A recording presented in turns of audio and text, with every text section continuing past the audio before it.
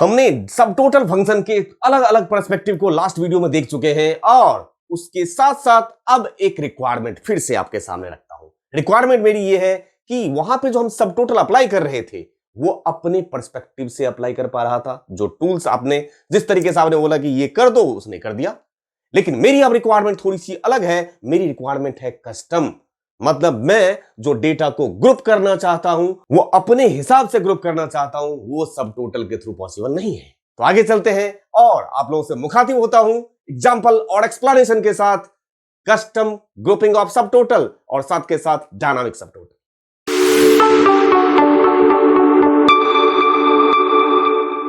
Data को aggregate करने के लिए हमने सबसे पहले सब टोटल फंक्शन सीखा, उसके एक स्टेप आगे बढ़े तो उस टूल को यूज करके ऑटोमेटिकली हमने रिपोर्ट बना के देखा सब टोटल टूल के थ्रू। उसके बाद एक स्टेप और आगे बढ़े तो लेयर की बात की हमने नेस्टेड सब टोटल, और अब बात करते हैं कस्टम सब टोटल। मतलब मेरी अपनी स्पेसिफिक रिक्वायरमेंट है, उसके हिसाब से ग्रुपिंग करना चाहता हूं। तो पहले ग्रुपिंग करके देखते हैं अपने हिसाब से कस्टम ग्रुपिंग। यहां पे मेरे पास ये डेटा है, इस डेटा में मेरे पास एम्प्लॉय का नाम है, उसका लोकेशन और मंथ रखे हुए हैं, और मैंने यहां पे क्या कर रखा है जैसे जैन फेब मार्च और इधर है अप्रैल मई और जून। तो इन मंथ को मैंने यहां पे एक जगह सम कर दिया, यहां पे ग्रुपिंग कर दी एक तरीके से। मतलब जैन फेब मार्च का टोटल ये रहा फर्स्ट क्वार्टर का टोटल, और ये रहा आपका सेकेंड क्वार्टर का टोटल। कर दिया, आप ऐसे ग्रुप करोगे जब। उसके बाद अब मैं चाहता हूं, मान के चलते मेरे बॉस ने मुझसे रिपोर्ट मांगा और उस रिपोर्ट में उन्होंने मुझसे मांगा कि पहले क्वार्टर में और दूसरे क्वार्टर में या दूसरे क्वार्टर में कितने का सेल हुआ है। तो आप खुद बताइए कि क्या उन्हें मुझे ये जैन फेब मार्च पूरा डिटेल रिपोर्ट दिखाने की जरूरत है? आंसर आपके पास है, नहीं है। मतलब आपको जैन फेब मार्च दिखाने का मतलब नहीं बनता ना। जब वो बोलते हैं मंथ वाइज रिपोर्ट तब बात करेंगे उसकी। अभी तो उन्होंने खुद ही बोला है क्वार्टरली, मतलब क्या उन्होंने बोला कि भाई फर्स्ट क्वार्टर और सेकंड क्वार्टर में कितने का सेल हुआ बताओ, तो मैं क्यों इतना बड़ा रिपोर्ट लेके जाऊं उनके पास, है ना। ऐसे सिचुएशन में जब आपको कस्टम ग्रुपिंग करना होगा तो कैसे करेंगे वो देखिए। ये मेरे पास पहला ग्रुप है जैन फेब मार्च, तो मैंने क्या किया इस ग्रुप को ऐसे सेलेक्ट किया, यहाँ पे 3 महीने इसको सेलेक्ट किया आपने, और डेटा टैब में जाइए, ये रहा डेटा टैब। उसके बाद आप क्लिक कीजिए, ये रहा ना सब टोटल ग्रुप, इस पे कर दिया आपने ग्रुप। ये आप अपने रिक्वायरमेंट के हिसाब से ग्रुप कर सकते हो, ठीक है। उसी तरीके से मैंने इसे भी ग्रुप कर दिया, सेलेक्ट किया ग्रुप, 2 ग्रुप बना दिया। अब अगर वो रिपोर्ट मांगते हैं तो यहां देखिए ये एक्सपैंड और कोलैप्स होता है, ये देखिए कोलैप्स और ये रहा एक्सपैंड, है ना। मतलब उन्होंने जितना बोला, अगर सेकंड क्वार्टर का बोला तो सेकंड क्वार्टर का दिखाइए, फर्स्ट क्वार्टर का बोला फर्स्ट क्वार्टर का दिखाइए, अगर डिटेल रिपोर्ट मांग लिया तब भी दिखा दीजिए, क्या प्रॉब्लम है। देखिए साथ के साथ इसकी ग्रुपिंग इधर से भी कर सकते हैं। ये देखिए ये रहा नॉर्थ, तो नॉर्थ का ग्रुप हो गया, ये आपने चारों जोन का भी ग्रुपिंग कर दिया। देखिए साथ के साथ ये जो बैकग्राउंड है, एक बार पहले बैकग्राउंड को हटा देता हूं, उसके बाद फिर से दोबारा लगा के दिखाता हूं आपको। यहां से गया और मैंने बैकग्राउंड को कर दिया नो फिल, ठीक। अब अगर मान के चलते इसको मैं सेलेक्ट करूं इस तरीके से, है ना, और यहां पे गया और इस तरीके से मैंने यहां से कलर लगा दिया, ये नहीं हुआ क्योंकि इसके अंदर में भी तो डेटा है, सीखा था हमने। ये देखिए अच्छा लग रहा है नहीं ना। आप ऐसा नहीं चाहते हो तो ऐसे सिचुएशन में आपको क्या करना है, आपको खुद पता है क्या करना है, बताइए। To select the visible cells only, alt के साथ सेमीकोलन कर दिया, और अब लगाइए तो कलर, यहां पे गए अब कलर लगाया, और अब चेक कीजिए तो जरा हो गया। ये है टू विजिबल सेल्स ओनली। आप अपनी रिक्वायरमेंट के हिसाब से जहां पे भी आपको लगाना है वो अपने हिसाब से लगा सकते हो। उसके बाद इसी तरीके से आपने यहाँ पे ग्रुपिंग कर दी, देख लीजिए एक्सपैंड कोलैप्स दोनों चल रहा है। जैसे रिक्वायरमेंट वैसे आप ग्रुपिंग करिए, 2 का ग्रुप बनाइए, 3 का ग्रुप बनाइए, नेस्टेड ग्रुप बनाइए, कैसे भी लगा सकते हैं, है ना।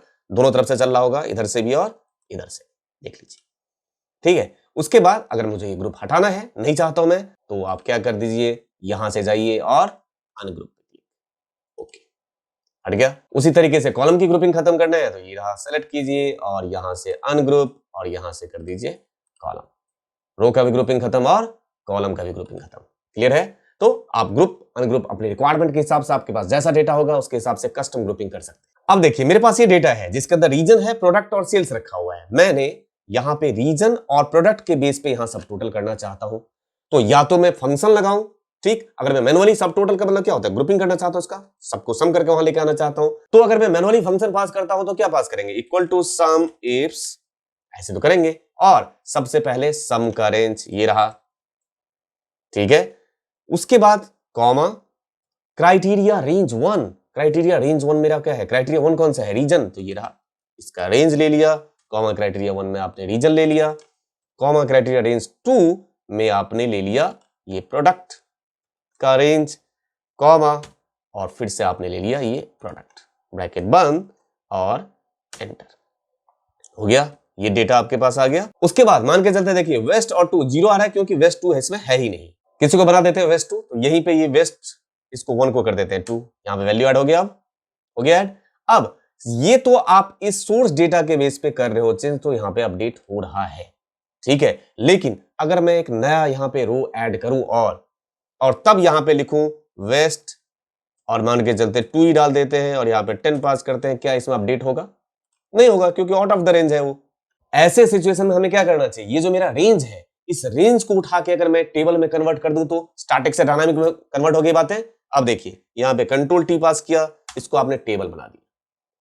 अब अगर मैं इस सोर्स डेटा में कुछ भी चेंजेस करता हूं तो यहां अपडेट होगा कि नहीं होगा? मान के चलते हैं यहां नीचे मैंने लिखा ईस्ट, ठीक है, और मैंने लिया यहां 1 और यहां पे देखिएगा ईस्ट 1 है ना 11, और यहां पे मैंने 10 और डाल दिया, कर दिया 21। ये देख लीजिए। अब आप यहां पे डेटा सेट में जितना आप ऐड करते जाएंगे वो इस सब टोटल का हिस्सा बनता जाएगा। तो अब मैं अगर इसके बेस पे सब टोटल बनाऊं तो बेनिफिट क्या होगा? जब भी सोर्स डेटा में यहां पे कुछ अपडेट होगा वहां पे ऑटोमेटिकली अपडेट होगा। तो बेनिफिट क्या है किसी रेंज को टेबल में कन्वर्ट करने का? आपने रेंज को टेबल में कन्वर्ट किया तो आपको बार बार यहां पे चाहे फॉर्मूला में या इसका मैं ग्रुप कर दूं, अगर मैं इसके बेस पे सब टोटल बना दूं तो उस सब टोटल के लिए भी आपको बार बार डेटा सोर्स में चेंज जो करते हो तो वहां पे अपडेट अपने आप आपको दिखेगा। इस तरीके से अगर आपको कभी भी डायनामिक सम करना हो जिसमें कि सोर्स डेटा में कोई चेंजेस हो तो आपका डेटा में इफेक्ट आए, तो कुछ नहीं करना है, उस रेंज को उठा के टेबल में कन्वर्ट, उस टेबल में कन्वर्ट करने के बाद इसके बेस पे आप कुछ भी कर लो, यहाँ पे ऑल्ट ए बी और रीजन, ये रहा रीजन ले लिया और रीजन के बेस पे सब टोटल ओके कर दिया। ये रीजन के बेस पे सब टोटल आ गया है ना। इसका बेनिफिट यहां पे कुछ भी चेंजेस अगर किया जाएगा तो इस डेटा में अपडेट होगा। जैसे कि यहां पे अपडेट करके देखते हैं, ये सोर्स डेटा है ना मेरा, और ये स्टैटिक नहीं है, डायनामिक है। मान के चलते मैंने कर दिया ईस्ट, फिर से 1, ये रहा ना ईस्ट 121, 10 और ऐड कर देखते हैं, ये देखिए 31 है डायनामिक। इस तरीके से अगर आपको यूज करना है तो किसी रेंज को उठा के पहले टेबल बनाइए, और टेबल जब बन गया तो डायनामिक बन गया, आपको बार बार रेंज लेने की जरूरत नहीं, ठीक है, वो ऑटो अपडेट होता रहेगा। उम्मीद करता हूं सब टोटल का कॉन्सेप्ट आपको समझ में आया होगा, और आज हमने कस्टम ग्रुपिंग की बात की, डायनामिक सब टोटल की बात की, ये आपको समझ में आया होगा और जब भी जरूरत पड़ेगा आप इसका यूज भी करेंगे। इस उम्मीद के साथ अब आपसे मिलता हूं इसी सब टोटल सीरीज के ही नेक्स्ट टॉपिक जिसका नाम है टेक्स्ट टू कॉलम, उस वीडियो के साथ। Thank you.